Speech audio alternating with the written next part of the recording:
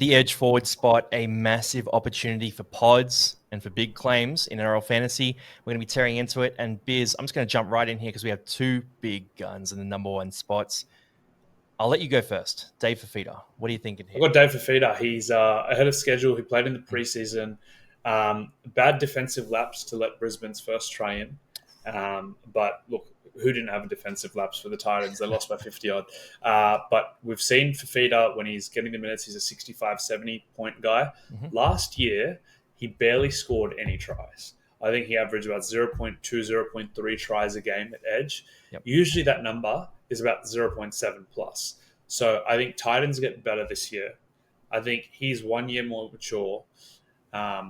I know that's really hard to say after they just got 50 put on them. But look, I don't think that's representative of what they'll actually put out in the regular season. Mm-hmm. I think he's been the best edge for the last 3 to 4 years. I think he's going to be the best edge again. And the fact that he came out and he played in the trial, I think, look, he's got the bye week 1, which essentially means he's going to be the most, like he's probably going to be the best pod you could own. Yep. He's probably going to be the guy who is number one at a position, but no one will own him. I'm very tempted to do it because I think I'll have 3 or 4 good edges this year. Yep. So I could afford to have Fafita miss week 1. Look, that's my gut call. Mate, it is rare, very rare, that you can get a super pod who's the top player in their position who can also pop off for 100 plus. It is rare, right? You're getting the Nathan Cleary of back rowers. So I don't mind that case at all. I will just throw in Tino didn't play in that trial. RCG didn't play in that trial. Jaden Campbell didn't play in that trial. I think a lot of their success this year will be built on that middle forward rotation. And you'll have the AJ Brimson, Jaden Campbell sort of combo on the halves, creating a bit of attack for hopefully Dave Fafita, but also potentially Beau Fermor too.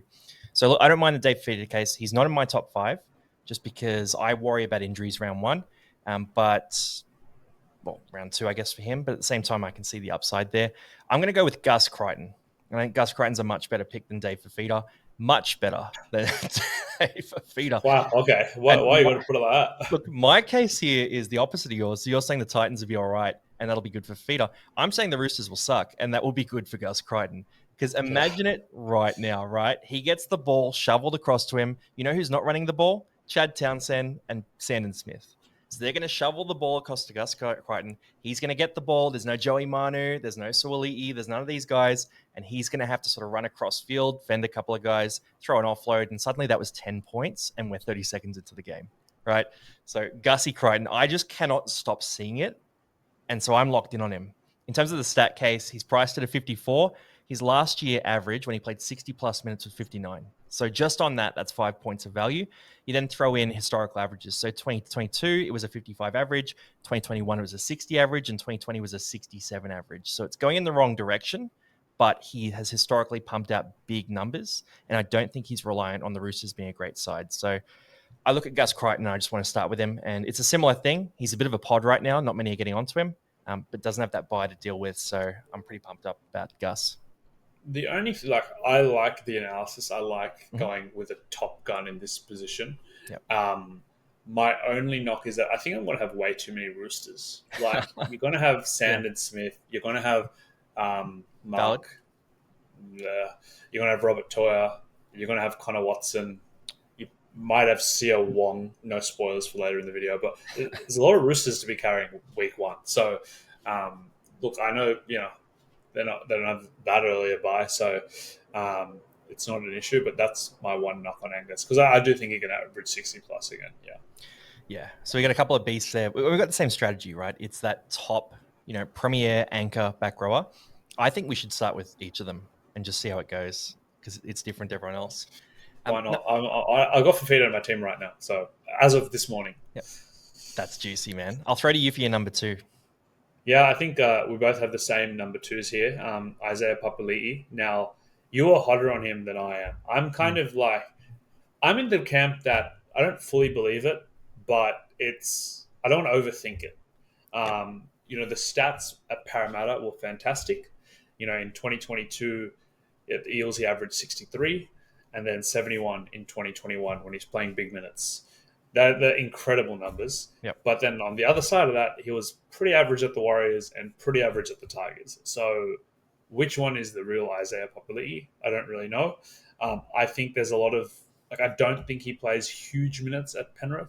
I think he's not getting 75, 80 minutes. I think, with guys like Sorensen and even Liam Henry playing on the edge, etc., all these guys could take minutes from him. I think if he starts over Sorensen, I'll just take him on the fact that, look, we've seen how good the Panthers are. We've seen how thriving their fantasy players are. We've seen Jack Cogger average 55 playing for Penrith. So, look, he's the type of guy, he's talented enough to score a double week one in Vegas.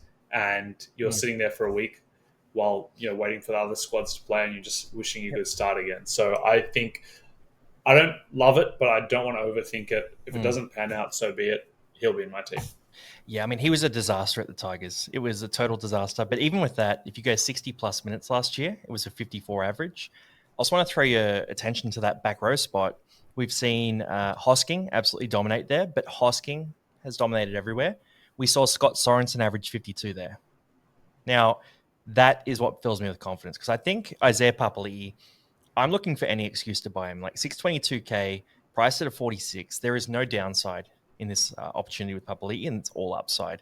So my view is I'm still a big fan of him. I'm probably a bit biased for my para days, but I think he just comes out and he plays really good footy, and he's one of the best back rowers in the comp again. He gets some good ball, scores some tries, all that sort of thing.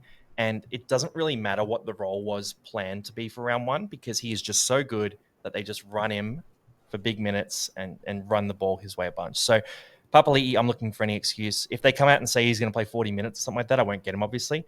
But other than that, I'm trying to find ways to just cram him into my side. And I'm pretty much sticking my fingers in my ears and just ignoring any of the naysayers there. So, yeah.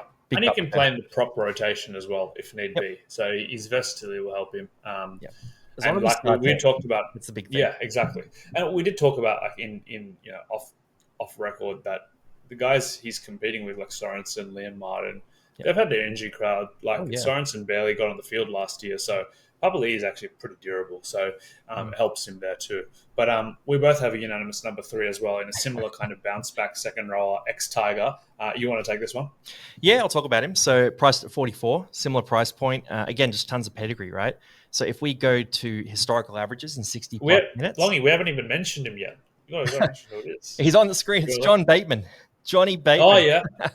Yeah, you're right. A lot of people do listen to this. So, yeah, Johnny Bateman's number 3 Spotify, there. man. You got to think about the Spotify listeners. You're right. I mean, I put the videos up on Spotify anyway, but yeah, you're right. A lot of people in the car. So last year, he averaged about 50 points in 60-plus minutes. So you got a 50 average there. He's priced at 44. That's plus 6 points of value. Again, pretty safe there that you can count on that. And then if you go back to 2023, it was a 56. In 2020, which is the last year before that, it was a 57. And in 2019, his premier year at Canberra, when they made the grand final, that it was a 62. So I look at him at 595K, and I think, you know what? The Cowboys love using their edge back rowers, and they don't mind a few mistakes from an edge back rower if they create an attack. They've got Jeremiah Nanai there. They signed Luciano Leilua for big money. They had Lukey in that spot. They're not looking for a boring back rower. They want a guy who creates. So I think John Bateman's going to get a license to kill here, but I do need to see 65-plus minutes from him, and that's the bit I'm worried about here. Yeah, I'm pretty confident in his minutes. Bateman's not the type of impact player where he's playing shorter minutes. He's one of the smaller edge back rowers. You back him to play big minutes. Traditionally, they've played Nanai 80, and then the other second rower gets 50-60. But then that was a timeshare with Kulikafu and then Lukey, who are both kind of more bigger, more impactful players, and they're both gone right now. So I don't see there being that much of a threat to his minutes. I think also he was quoted as his role is to protect young Mr. Thomas Duffy if he is truly playing in that number 7 spot, which has been named this week. Obviously, Clifford's not available, so who knows? But I think if he's a protection role as well, then I think it increases his chance of playing 80 minutes. But, he's having Papali'i and Bateman is why I'm kind of confident in having David Fafita sitting on my pine for week 1, because I think I'll be fine for scoring. But also, I think even if they're just your top 2 edges, that's great as well. And then we've kind of gone different in 4 and 5. So my 4 and 5 swapped after team lists. I originally, actually I won't spoil my 5s now, but I now have Sia Wong at number 4. Named it lock, rumored to be last week's kind of Radley at edge was an indicator that maybe they're going to play Radley at edge this year and Yep. Butcher on the bench. Wong, when he plays, especially in the middle, incredible work rate. Yep. I don't really want to talk about his statistics playing first grade because he really hasn't had the opportunity. But his reserve grade stats, we talked about Sia Wong at length last year at the start of the season. It didn't pan out. Neither Sia Wong or Satili Tupanua panned out last year, but he averaged 57 to 60 odd in his reserve grade games. He chases the ball around in defense. He has offloading upside and tackle breaking upside. I think if he plays lock for 45, 50, 55 minutes, he can average 40 plus. He's priced at like 300 odd K. We'll get dual position. I think if he's named at lock week 1 as well, he's in my team. Yeah, mate, he's a weapon. I can't add anything to that. You've absolutely nailed it. I will throw in two on the Roosters. Navahu White, he's a notable exception from both of our lists, and I recently downgraded him out of this top 5 just because I looked at the numbers. Historical average is a bit below a PPM, so 44 points in 50 minutes if he gets big minutes. I don't see him coming off the bench and playing 50 minutes, so I think he's a guy who he'll suffer a bit, and that makes space for Wong to dominate. Yeah, I 100% agree with that. The flip side is my one knock on Wong is that I do suspect there'll be a yo-yo of positions just like last year. I think I'm not super confident Wong keeps the lock role long term. Like they've got Radley who can go back there. They've got White who was really good when playing there last year. So if Wong doesn't look, we saw last year that he started on the edge and then faded into nothingness real quick. So that's why I'm kind of worried that it happens again with him this year. But look, they back him as a young talent. He's still a very young player. So I'm hoping it's not the case. And at his price, look, if it goes wrong, then so be it. See, job security is a tough one. And when you get down to this part of the list, because we've gone real premier for the first top 3, so we had to go a bit risky here. I've gone the same way. So Kelma Tuolangi is my number 4. And he's rocketed up my list at 420K just because of this trial form recently. So I love the shape that Parramatta are running. I know it was Volkman who was feeding him the ball, but it looked like the shape that Parramatta is going to run during this season. And there was a lot of opportunities for Kelma opening up. Para historically too, they can feed an edge back role. We just talked about Papali'i before. We talked about Sean Lane's premier season. It looks like Kelma might be that guy. And I just go through the numbers here. Priced at a 31. Historical starter average as a back rower when he plays decent minutes is a 39. So it's not a slam dunk when it comes to the stat case. But if he's a starting back rower at Para, I think the attacking upside is going to be there.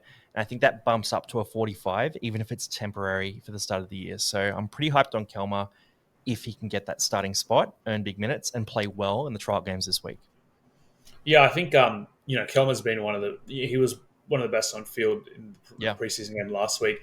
From all reports that he's been training as a first choice edge. Look, the thing with Kelma has never been how good he is with the ball. Like, he's always been pretty solid. He's just historically been a very, very poor defender. But the signs I saw for him last week were great. He was strong in defense. He forced a turnover, a lot more body contact versus, he's kind of one of those arm grabbers historically at times when he's tired, but he looks really good. Look, I think the problem with Para is they're loaded at second row. Like Cardi can play there. They've got Kartonga playing there right now. Obviously, Lane and Maddo can play there. Jack Williams can play there. Hopgood can play there. Look, it's a tough call, and that's why my number 5, who could have easily been my number 1, it's just based on how many good players. Well, I don't know how many good players there are at Parramatta, but how many potentially good players there are at Parramatta. This is Jermaine Hopgood. On the back of injury last year. People are forgetting how good he was. Like, it was only 2 years ago, the year before last, that he came on. And he was 60 plus average. He was dominating. He was whenever he got the minutes, he'd score 65, 70, 80. Captaincy option. He's kind of just fallen off. He'll be a bit of a pot if you grab him. The only question is a lot of minutes to be going around. RCG's left, but is he getting 60? He needs 65 minutes to be worth the price, and that's the call. If I was confident he's getting 70 minutes under Jason Riles, then he's in my team over Fafita for sure. But a lot of question marks, especially with his, so-so preseason.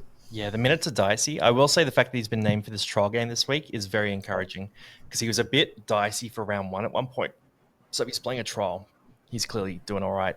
I think the minutes are a bit scary though, right? Because if you have Kelmer starting on the edge, maybe we have Cartwright, someone like that. Guys like Madison, Lane, Jack Williams, Offa Hangawi, Junior Paulo, probably potentially less minutes this year, but all those guys can soak up minutes. And Madison in particular, if he's a bench middle forward, is the archetypical replacement for Hopgood. That sort of Hopgood B versus the A Hopgood. So I'm a bit worried about that, but I think he could have a really good season under Rolls. So I can see the appeal there.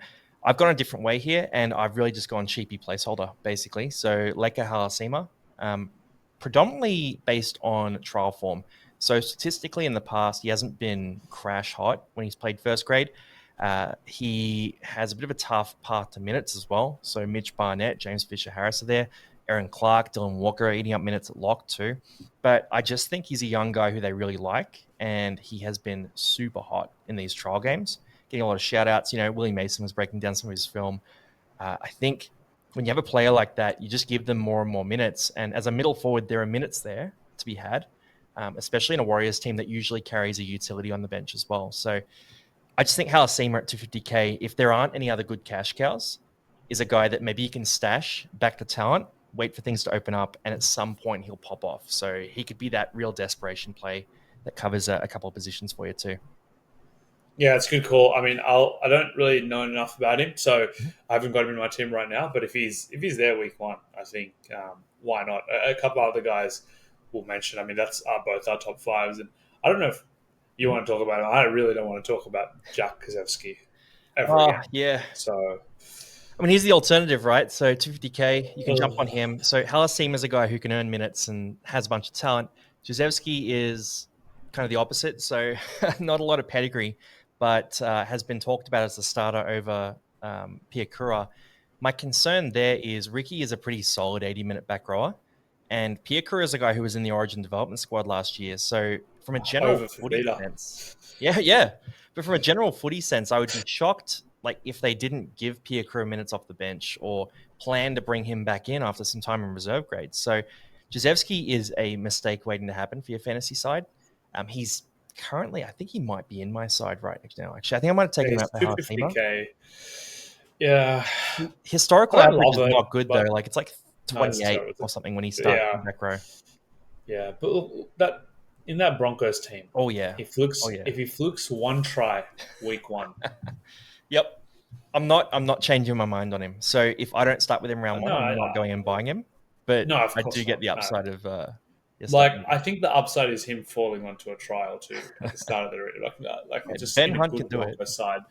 Yeah, I think the most likely thing is Ben Hunt dummy and go through the line. Fullback goes to tackle Hunt and he just passes off to Gazewski to score the try. Yeah. There's like 8 points. Are you saying Jezewski hat trick for round one? Because imagine he might that. get to 30. He might get to 30. Oh my god, he's the Danny Levi of 2025. He could be actually, and he was cheaper than Danny Levi last year. So I think if he's starting there, I agree. I don't expect big minutes, and I think Piakura gets that spot. I mean, Gazewski is a journeyman. Piakura is like their future. So, I don't love it. If Piakura is on the bench, he can't do it. That's my view on it. Yeah, agree. Any other back rows you want to talk about here? Like we could talk about Preston. I know you're not. I mean, I'm big on Preston. I mean, I think I'm big on Preston, but he probably just fits out that side of this category for me. Like, I just think I had one elite gun or two elite guns on this list. I think Preston is just below Hopgood and Fafita for mine. So if I had one more player, I'd play Preston. I think he averages about 57 to 60. But I think Hopgood and Fafita, can average 65, 70. And I think Hopgood can average 60 to 65. So I think Preston just fits below them and you're paying premium dollar. Yeah. I mean, there's a few other guys we could talk about. Hosking. Yep. I didn't talk about Hosking. I quickly subbed him out. I was supposed to talk about Hosking because he was originally my top 5. And I quickly swapped him out for Hopgood. I think just too much injury risk right now. Not guaranteed to play week 1 with his calf injury. Has been a bit injury prone over the last few years. Like, no question about his fantasy talent. When he gets the minutes, he's scoring big points. We saw how good he was last year, starting the year off with like a 70 and a 93. But the thing is, in his absence, Matty Nicholson is playing really well and maybe earning more minutes than people would have thought he was getting. So makes it harder for Hosking. I mean, we'll know round 1. Hosking's a great shout. I'll throw in 2 guys here who are more development projects. So they're younger guys who I think could take a step up this year. Kai Pearce-Paul. He had his first year last year. They've moved Frizzell to lock. He potentially is an 80-minute player every week. Didn't have a lot of attacking stats last year, but showed a bit of attacking ability. So I think he should bump up about 5 points. And the other one that I think is exciting is, if you're high on Cam Munster, you should be high on Sean Bloor as well. Because Bloor came in last year, didn't play enough minutes every week. If he can transition to an 80-minute role and develop some chemistry with Munster, then he could easily be a 50 average at a pretty cheap price as well. So they're two guys that I'm not starting with in my classic team, but in a draft league later in the draft, they're guys I'm taking the dice roll on 100%. Yeah, definitely. I think Bloor is a good one because I think he has that same potential as Katoa with Hughes last year. Yep. I think with Munster, he can do the exact same thing. The other guy is Kuli Kafu that I think worth mentioning. I just don't believe in his minutes. I think if he plays 80 minutes, he has 10 plus points of upside in a very rapidly improving Dolphins team. I just think that they've got too many guys who can play edge. That he'll kind of just see the 55 to 65-minute role that he was playing at the Cowboys when he started. So that's why he's not in my list, but one that is getting a bit of attention from the community. So I thought we'd address him.